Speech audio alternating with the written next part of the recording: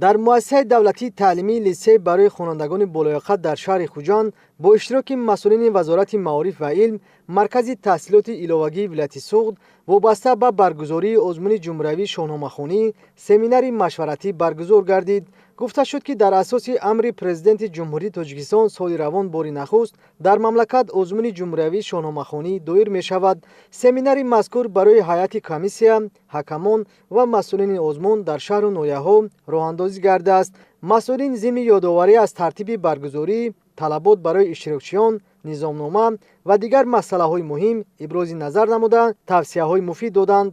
معلومی همگان است که در اساس امر پرزیدنت جمهوری تاجیکستان محترم امامعلی رحمان در سراسر کشور امسال بار اول آزمون شاهنامه‌خوانی برگزار کرده می شود. مقصد اساسی برگزار شدن سمینار از آن عبارت می باشد که برگزار کردن آزمون شاهنامه‌خوانی در سطح بلند تشکیلی در منطقه ها و در ولایت.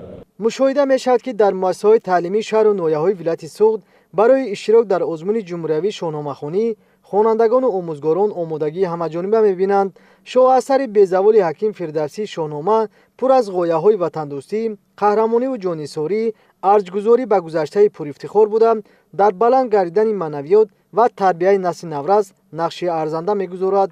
همین سال در آزمون شاهنامه‌خوانی اشتراک میکنم. معلم من حسن فرزانه میباشند که مرا آماده کرده ایستادند. چو هرمز برآمد به تخت پدر، به سر برنهاد آن کی تاج زر. یکی از رویدادهای مهم و فرحبخش در سال 2025 این دسترس گردیدن تحفه ارزشمند پرزیدنت مملکت پیشوای ملت محترم امامعلی رحمان شاهاثر بی‌زوال حکیم فردوسی شاهنامه به هر عائله در مملکت میباشد. این تشبث فرهنگ پرورانه و خردمندانه سرور دولت نشانه واضح توجه خاصه دولت و حکومت به فرهنگ، معنویات و هرچی بیشتر رو آوردن به خودشناسی است. برگزاری آزمون جمهوری شاهنامه‌خوانی ادامه تشبث‌های نیک و دورنگرانه روبرت عالی دولت و حکومت بوده. برای در سطح بلند برگزار گردیدن آزمون در ولایت سوغد تدبیرهای سودمند اندیشیده شده است.